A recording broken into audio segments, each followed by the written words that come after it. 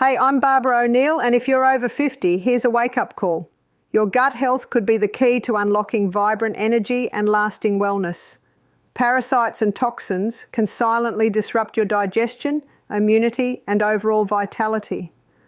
But don't worry, nature offers powerful, simple solutions to cleanse your gut and restore balance.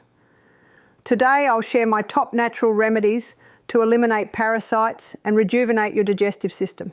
And as a special thank you for joining me today, we're giving away 100 free copies of my best-selling book to subscribers. So, if you haven't already, make sure to hit that subscribe button and leave a comment about why you want to win my best-selling book. The next one we're going to look at is chickweed. And I found some very good specimens of chickweed. Now, chickweed looks very, very similar to radium. Yep, you probably can hardly see the difference there. So there is a way to tell the difference.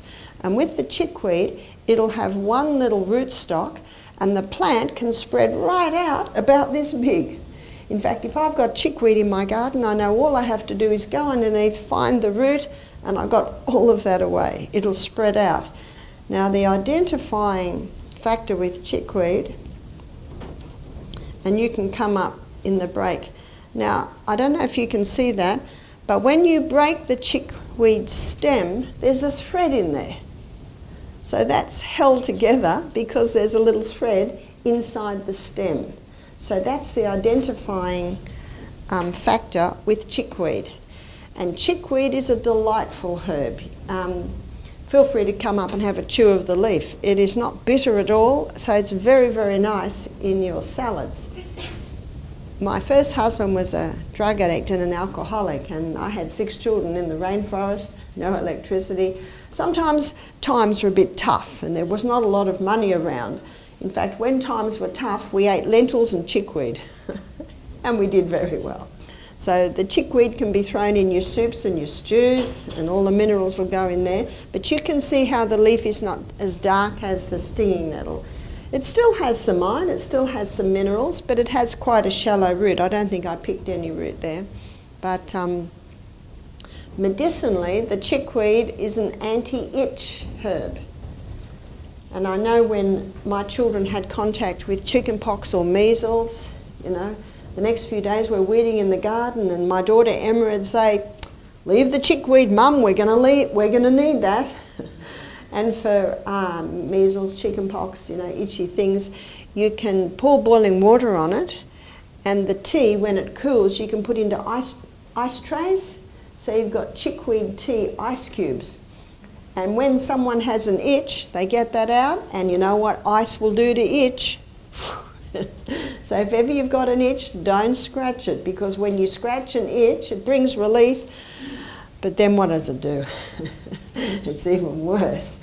And if the scratching continues, the skin can break, and if the skin breaks, then an infection can come.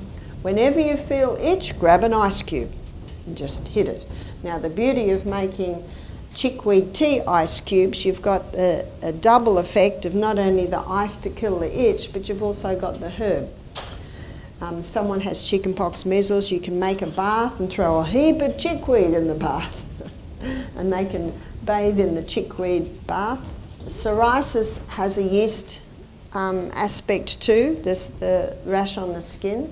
So you could warm up coconut oil in a double saucepan, and you could put the chickweed in it. And you do that for probably about half an hour till the chickweed goes all limp and dark like it's cooked. And then you just pick the chickweed out. Now you've got chickweed ointment. And the coconut oil has an antifungal property, anti-yeast property. So that's an excellent ointment for things like eczema and psoriasis. You've got your anti-itch of the chickweed, and you've also got the antifungal property of the coconut oil. Can you see that? That will actually stay there. If I pull that hard, I can break that little inside thread. But that little thread in the middle is your identifying factor. So that's the main thing with chickweed. It can be eaten. It's got nice nice array of minerals in it, and it's anti-itch. Chickweed, often overlooked, is a powerful natural remedy for gut health and parasite cleansing. When brewed as a tea, it releases essential vitamins and minerals that support digestion and boost overall vitality. This humble herb has natural detoxifying properties, helping to cleanse the gut and reduce the body's reliance on pharmaceuticals. Despite its benefits, chickweed is often ignored in favour of processed foods that lack nourishment. Embracing this nutrient-rich plant is a step toward reconnecting with nature's wisdom. Chickweed isn't just a herb, it's a simple, effective way to restore balance and health to your digestive system. So I'm going to start with one that I'm not going to touch, and you'll know why I'm not going to touch it, because it is stinging nettle. And I found this wonderful specimen this morning. Stinging nettle. Did you know that in the little cottage gardens when people first settled in, is that wind? When Australia was first settled, the English colonies, and they had gardens, they always had a bed of stinging nettle. And stinging nettle can be used for, in a stew. You can use it like spinach, and we want rubber gloves on it, really thick rubber gloves, and you cut it up and you put it in your stew. And as soon as it cooks, it limps. And when it limps, of course, you've got no more of the prickly things, and also it annuls, so to speak, the stinging of it. So why would you use stinging nettle? Stinging nettle's roots go deeper than any other root. And because the roots go so deep, they are able to access minerals way down deep in the earth. The top plants can't actually access the minerals that the roots get if they're way down deep. So this stinging nettle, and you can almost tell because it is so dark green. You see, the darker the green, the higher the mineral content. So at Misty Mountain Health Retreat, we serve our guests breakfast like a king and lunch like a queen and tea like a pauper. And so the evening drink that we give our guests is broth, and we cook onions with the skin on it and potatoes with the skin and celery and all the celery leaves, and we slowly cook that for about 4 hours, and in the last half hour we'd put stinging nettle in. And for a maybe 5-6 litre pot, we'd put about that much stinging nettle in. And then before we serve it, we strain it. So all the minerals that are in all those vegetables and all the minerals that are in that stinging nettle go into the water. So I say to our guests, aren't you glad we don't ask you to eat stinging nettle?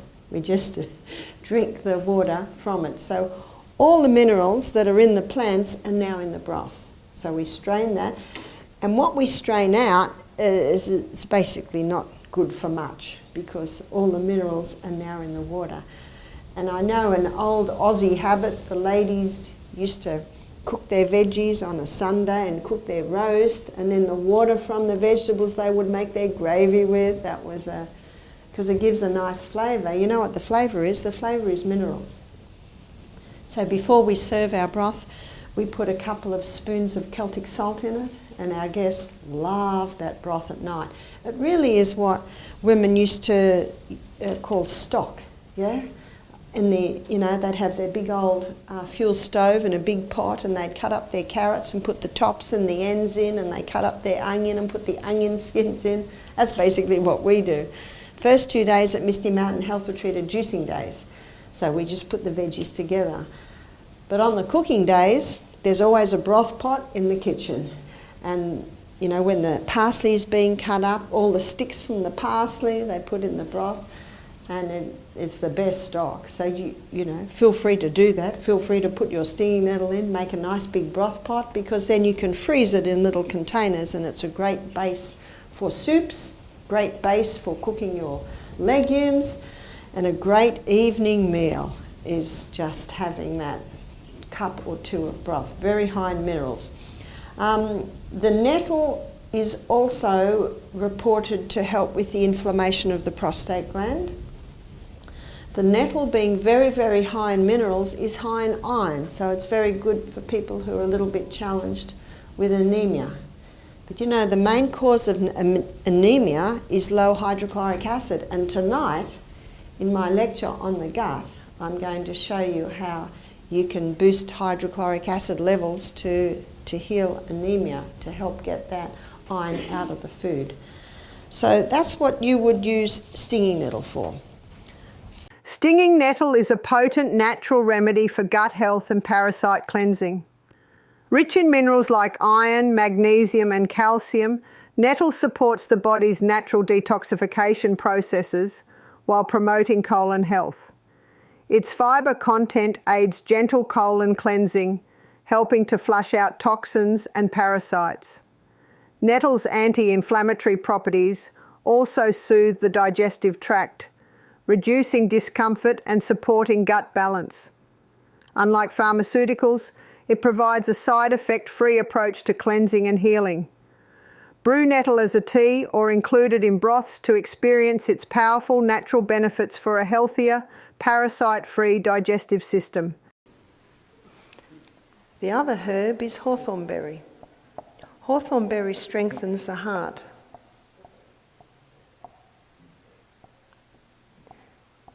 In fact, if the blood pressure's low, it'll bring it up. If it's high, it'll bring it down. Remember Psalm 104 verse 14, God made herbs for the service of man.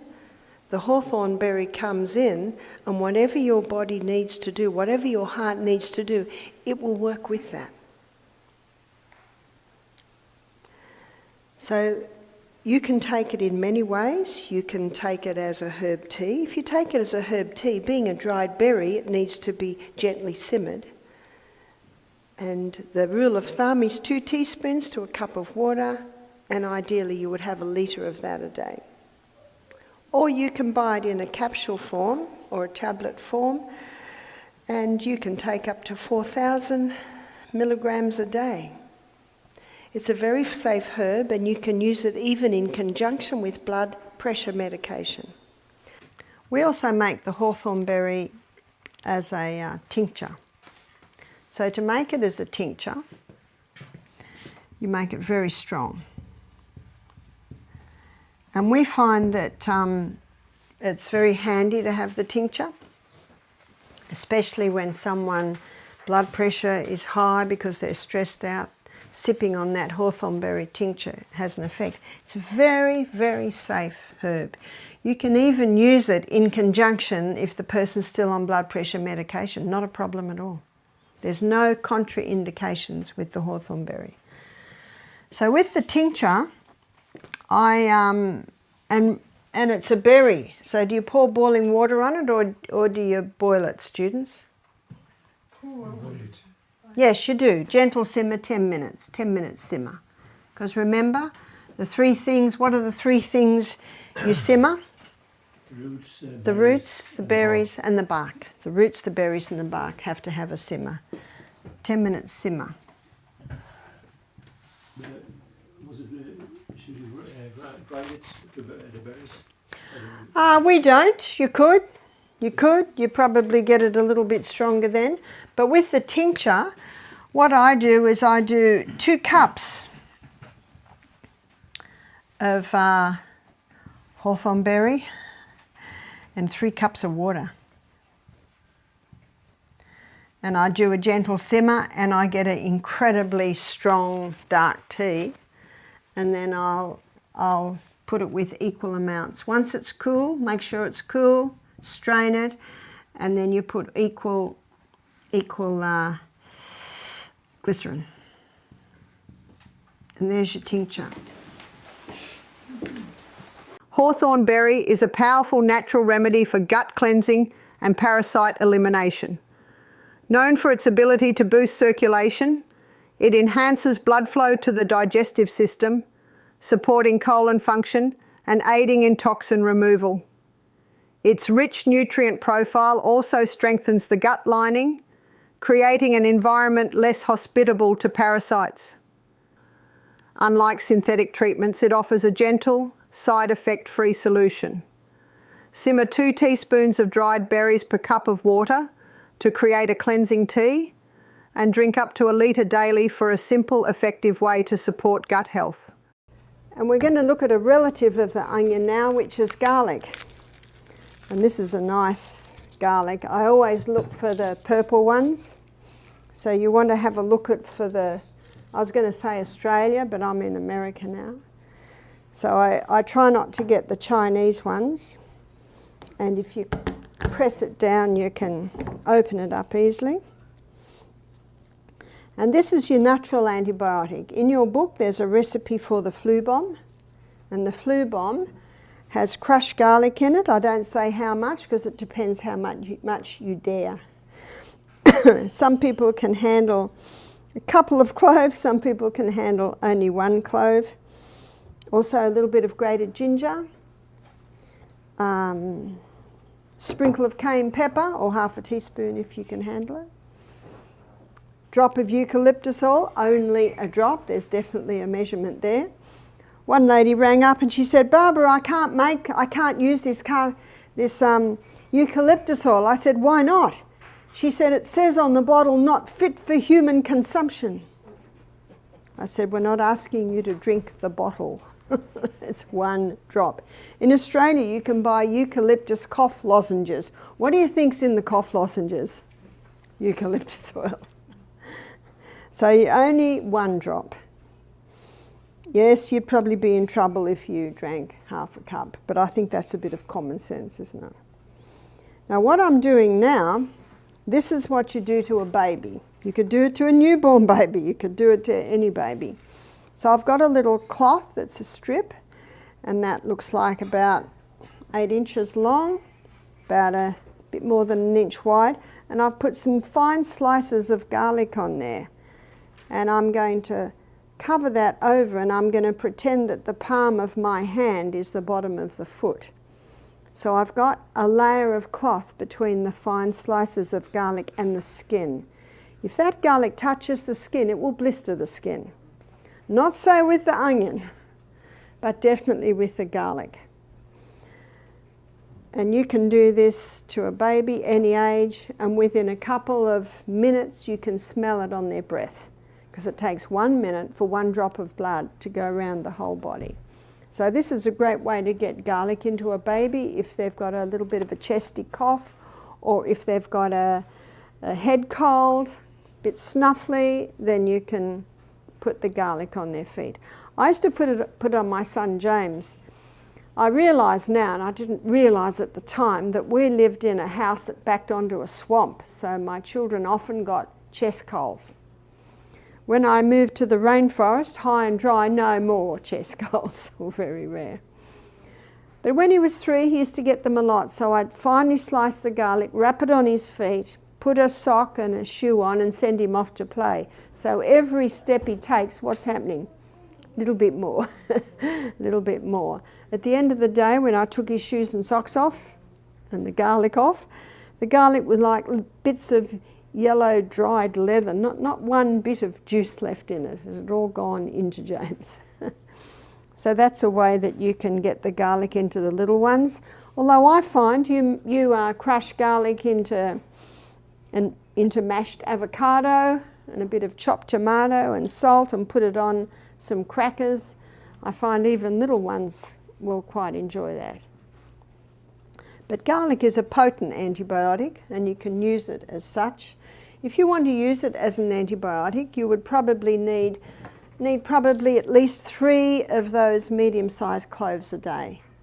And you could have it in the flu bomb, or you could crush it into a bowl of hot soup, or you could put it on a slice of sourdough toast and put avocado on top. But that garlic going in has a great effect for a chest cold or a head cold. Garlic is a powerful natural remedy for killing parasites and cleansing the gut. Its antimicrobial and antifungal properties eliminate harmful organisms while reducing inflammation and boosting circulation. For a potent cleansing tea, steep crushed garlic cloves in hot water with lemon or honey. This simple remedy not only combats parasites but also strengthens immunity, promoting balance and vitality in the digestive system without side effects. And there you have it. My top natural remedies to cleanse your gut and eliminate parasites, helping you achieve better digestion and overall health. I hope these tips inspire you to take simple, natural steps toward wellness. If you found this helpful, please like, share, and comment with your own favourite remedies or questions. Don't forget to subscribe for more of my health secrets and natural solutions. Let's continue this journey to vibrant health together. See you next time.